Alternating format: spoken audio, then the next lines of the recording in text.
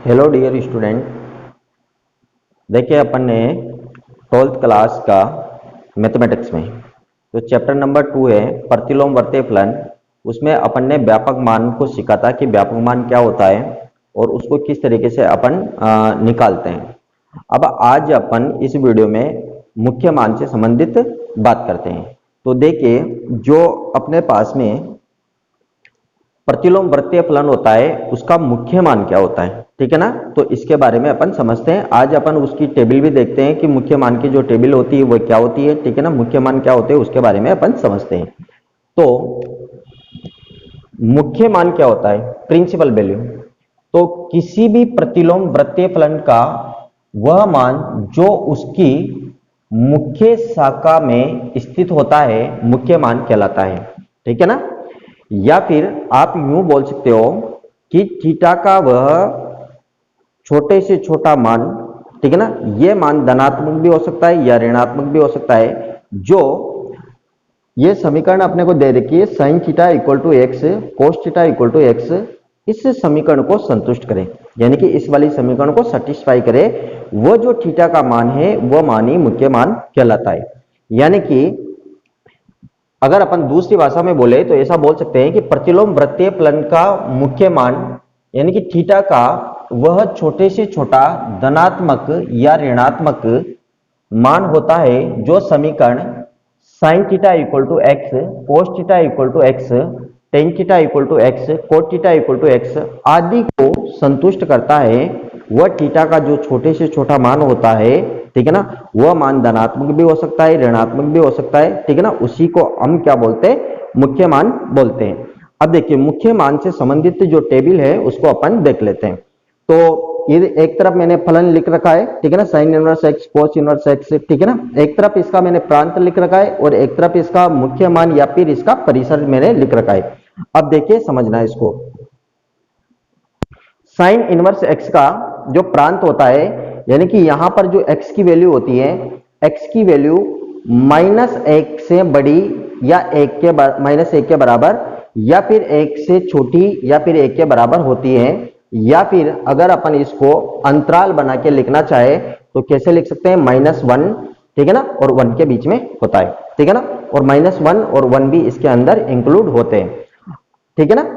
अगर अपन इसका मुख्य मान देखना चाहे तो इसका मुख्य मान यानी कि थीटा का जो मान होता है, ठीक है ना, वो -π/2 से बड़ा या उसके बराबर या फिर π/2 से छोटा या फिर उसके बराबर होता है, ठीक है ना। या फिर अपन इसका अगर इंटरवल लिखना चाहे तो माइनस का π/2 से और π/2, ठीक है ना। अब कोस इनवर्स के बारे में बात करें तो कोस इनवर्स एक्स का जो प्रांत होता है, यानी कि यहां पर जो x की वैल्यू होती है, x की वैल्यू -1 से बड़ी या उसके बराबर या 1 से छोटी या 1 के बराबर होती है, ठीक है ना। या अगर अपन इसको इंटरवल बना के लिखना चाहे तो ऐसा लिख सकते हैं। और अगर अपन इसमें थीटा का मान के बारे में बात करें तो थीटा का मान 0 डिग्री से बड़ा या उसके बराबर और पाई से छोटा या उसके बराबर होता है, और ये इसका इंटरवल हो जाएगा, ठीक है भाई। अब अपन टेन इनवर्स के बारे में बात करेंगे तो टेन इनवर्स में जो x की वैल्यू होती है, तो x की वैल्यू -∞ से तो बड़ी और ∞ से छोटी, या फिर यूं बोल सकते हो कि x belongs to r, r का मतलब रियल नंबर वास्तविक संख्या है, ठीक है ना। या फिर x बिलोंग्स टू -∞ से इंफिनिटी, और ये ओपन इंटरवल है, ठीक है ना। और ओपन इंटरवल में ये जो सिरे के बिंदु होते हैं ये इसके अंदर इंक्लूड नहीं होते हैं, ठीक है ना। और क्लोज इंटरवल में क्या होता है कि जो सिरे के पॉइंट होते हैं ये सिरे के पॉइंट इसके अंदर इंक्लूड होते हैं। अब देखिए, थीटा की जो वैल्यू होती है वह -π/2 से बड़ी होती है लेकिन π/2 से छोटी होती है, ठीक है ना। ये इसका इंटरवल अपन ने इस तरीके से लिख सकते हैं। उसके बाद अगर मैं कोट इनवर्स x के बारे में बात करूं तो यहां पर जो x का मान है वो -∞ से तो बड़ा होगा और ∞ से छोटा होगा, और x बिलोंग्स टू r यानी कि वास्तविक संख्या होगी, और x बिलोंग्स टू -∞ से ∞ तक।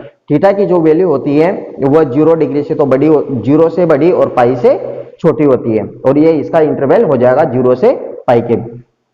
उसके बाद में अगर मैं सेक इनवर्स x के बारे में बात करूं तो यहां पर जो x की वैल्यू होती है वो माइनस इंफिनिटी से तो बड़ी होती है, लेकिन -1 से छोटी या -1 के बराबर हो सकती है, तथा x की जो वैल्यू होती है ना वह 1 से बड़ी या 1 के बराबर या फिर अनंत से छोटी होती है।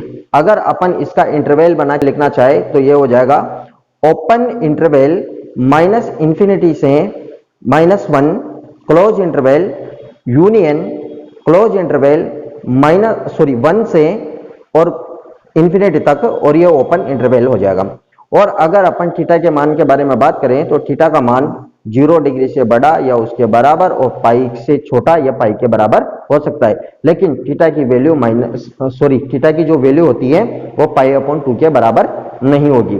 ठीक है, अब कोसेक इनवर्स x के बारे में बात करें तो यहां पर जो x की वैल्यू है वो माइनस इंफिनिटी से तो बड़ी होगी, ठीक है ना, और -1 से छोटी या उसके बराबर होगी, तथा x की वैल्यू 1 से बड़ी या उसके बराबर, ठीक है ना, लेकिन अनंत से छोटी होती है।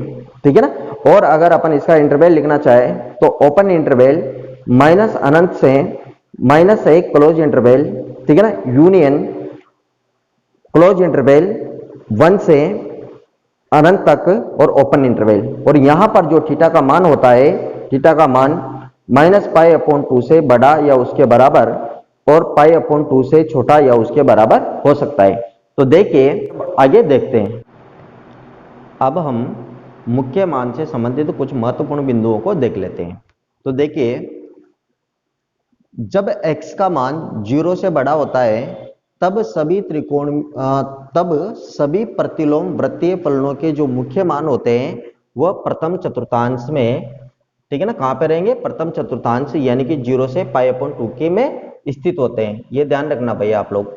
जब x का मान 0 से बड़ा होता है, ठीक है ना, जैसे साइन इनवर्स x, यानी कि जो x की वैल्यू जो होती है अगर ये 0 से बड़ी होती है तो जो आपके पास में प्रतिलोम वृत्तीय फलनों के जो मुख्य मान होते हैं वो प्रथम चतुर्थांश में स्थित होते हैं, यानी कि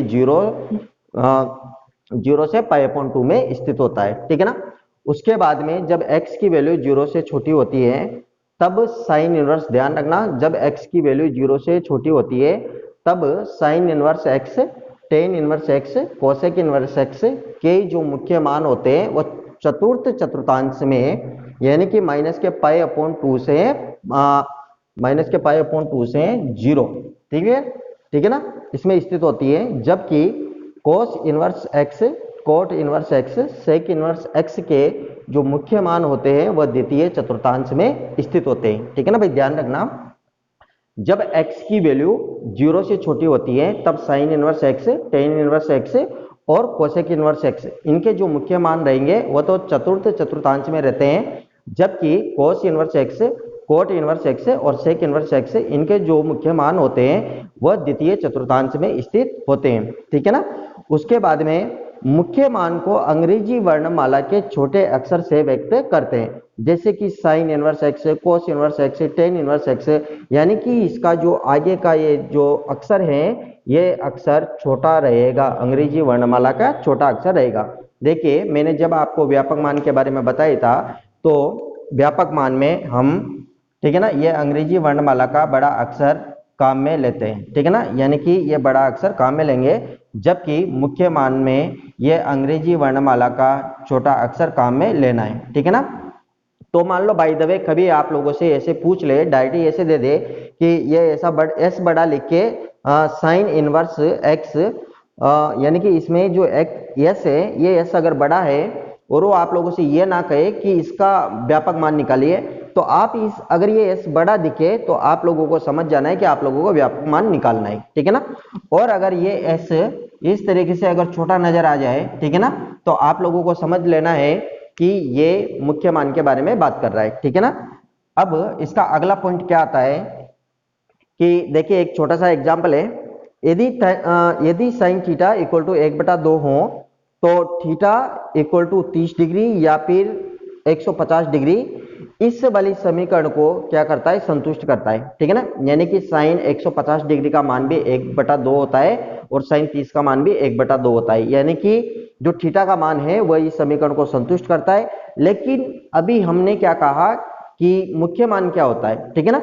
मुख्य मान थीटा वह छोटे से छोटा धनात्मक या ऋणात्मक मान कोण होता है, ठीक है ना, जो अपने को जो समीकरण अपने को दी हुई है उस समीकरण को संतुष्ट करता है। यानी कि ये जो थीटा का मान है 30 डिग्री और 150 डिग्री, ये दोनों ही मान इस समीकरण को संतुष्ट कर रहे हैं, लेकिन इन दोनों में से भी छोटा कोण कौन सा है, ठीक है ना, छोटा मान कौन सा है, वह 30 डिग्री है। यानी कि इस समीकरण का जो मुख्य मान होगा वो कौन होगा, 30 डिग्री होगा, ठीक है ना। तो ये यहां तक की बात थी। अब अपन आगे बात करते हैं। अब बात करते हैं अपन प्रतिलोम वर्तीय फलनों में संबंध, ठीक है ना। तो प्रतिलोम वर्तीय फलनों में क्या क्या संबंध होता है, तो इसके बारे में बात करते हैं अपन। तो देखिए, माना sine theta equal to x मान लिया, ठीक है ना, माना sine theta equal to x है। अगर मैं यहां से थीटा की वैल्यू फाइंड करूंगा तो मुझे क्या मिलेगा, theta equal to sine inverse x मिल जाएगा, ठीक है भाई। अब देखिए, हम जानते हैं वी नो दैट, ठीक है ना, कि sine square theta plus cos square theta equal to क्या होता है, 1 होता है।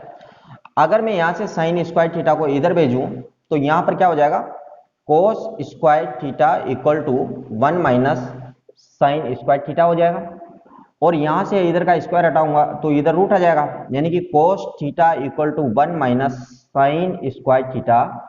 यानी कि इसको मैं लिख सकता हूं कि cos theta equal to root of, यहीं पे लगा देता हूं मैं, रूट ऑफ, ठीक है ना, इधर का स्क्वायर हटाएंगे तो इधर स्क्वायर आ जाएगा, रूट आ जाएगा। तो यहां पे मैं ऐसे लिखूं कि cos theta equal to 1 minus sine theta, ठीक है ना। यहाँ पे साइन थीटा की वैल्यू कितनी है, एक्स है, यानी कि यहाँ पर कितना हो जाएगा, स्क्वायर है, तो यहाँ पर भी स्क्वायर हो जाएगा सॉरी, तो यहाँ पर भी स्क्वायर हो जाएगा। अगर मैं यहाँ से थीटा की वैल्यू निकालूंगा तो थीटा इक्वल टू कितना हो जाएगा, कोस इनवर्स, और ये आपके पास में आ जाएगा 1 माइनस एक्स स्क्वायर, ठीक है ना। तो यहाँ पर अगर मैं थीटा का मान कितना लिख सकता हूँ, साइन इनवर्स एक्स, यानी कि यहाँ पे लिखेंगे तो ये हो जाएगा sine inverse x equal to, ये हो जाएगा कोस इनवर्स, और यहाँ पर आ जाएगा 1 माइनस एक्स स्क्वायर। यानी कि ये किस में संबंध आ गया, साइन इनवर्स एक्स और कोस इनवर्स एक्स के बीच में संबंध आ जाएगा, ठीक है। अब अपन बात करते हैं, साइन और कोस के बीच में तो आ गया। अब हम लिखते हैं, ये पहला ध्यान रखना। अब सेकंड के बारे में बात करते हैं। हम जानते हैं कि टेन थीटा इक्वल टू क्या होता है, sine theta upon cos theta होता है, ठीक है ना। अब देखिए, यानी कि tan theta equal to sine theta की वैल्यू कितनी है आपके पास में, साइन थीटा की वैल्यू है एक्स, ये अपन ने रख दिया। कोस थीटा की वैल्यू कितनी है अपने पास में, कोस थीटा की वैल्यू ये रही, ठीक है ना, यानी कि 1 माइनस एक्स स्क्वायर। अगर मैं यहाँ से थीटा का मान निकालूंगा तो थीटा इक्वल टू कितना आएगा, टेन इनवर्स, ठीक है ना, x upon root of 1 minus x square. यानी कि थीटा की वैल्यू वापस कितना रखेंगे, साइन इनवर्स एक्स, यानी कि ये संबंध किस में आ जाएगा, साइन इनवर्स एक्स और टेन इनवर्स एक्स के बीच में संबंध आ जाएगा, ठीक है ना। अब आगे देखते हैं, अब बात करते हैं अपन कोट थीटा इक्वल टू, ठीक है ना, कोट थीटा इक्वल टू क्या होता है, 1 अपॉन टेन थीटा होता है। यानी कि इसको अपन लिख सकते हैं कोट थीटा इक्वल टू 1 बटा टेन थीटा का मान, टेन थीटा का मान कितना है भाई, टेन थीटा का मान है एक्स बटे root of 1 minus x square, यानी कि एक्स बटे root of 1 minus x square. यानी कि नीचे वाली जो ये टर्म है ये ऊपर चली जाएगी, यानी कि cot theta equal to root of 1 minus x square upon x आ जाएगा, ठीक है ना। और थीटा का मान निकालोगे तो थीटा इक्वल टू कितना हो जाएगा, कोट इनवर्स, और ये आ जाएगा आपके पास में root of 1 minus x square upon x, ठीक है ना। तो ये इस तरीके से अपन इसको लिख देते हैं। उसके बाद में कोट का भी लिख दिया अपन ने, मतलब यहाँ पर थीटा की वैल्यू अपने को कितनी रखनी है, साइन इनवर्स एक्स रखनी है। अब कोट के बाद में आता है सेक, ठीक है ना, ये थर्ड है। उसके बाद में फोर्थ आएगा सेक थीटा, ठीक है ना। और सेक थीटा इक्वल टू क्या होता है, 1 अपॉन कोस थीटा होता है, और sec theta equal to 1 upon cos theta. Cos theta की वैल्यू कितनी होती है भाई, कोस थीटा की वैल्यू होती है root of 1 minus x square, तो इसकी वैल्यू रखेंगे 1 माइनस एक्स स्क्वायर, ठीक है ना। तो यहाँ से थीटा की वैल्यू फाइंड करेंगे तो थीटा इक्वल टू कितना हो जाएगा, सेक इनवर्स, ठीक है ना, और ये आपके पास में 1 upon root of 1 minus x square हो जाएगा, ठीक है। उसके बाद में फिफ्थ नंबर का आता है कोसेक। तो कोसेक थीटा इक्वल टू होता है 1 अपॉन साइन ऑफ थीटा, और cosec theta equal to 1 upon sine of theta की वैल्यू कितनी है भाई, साइन ऑफ थीटा की वैल्यू है x, तो यहाँ पर आ जाएगा x, ठीक है ना, यानी कि थीटा इक्वल टू कितना हो जाएगा, कोसेक इनवर्स 1 अपॉन x। तो कुल मिला के जो त्रिकोणमिति है कुल मिला के प्रतिलोम त्रिकोणमितीय वर्तीय फलन है, उनके मध्य में क्या संबंध होता है, तो ये जो मैंने ब्रैकेट लगा रखा है ये संबंध होता है, ठीक है ना, 1 2 3 4 और ये 5, ठीक है ना, इस तरीके से इनमें संबंध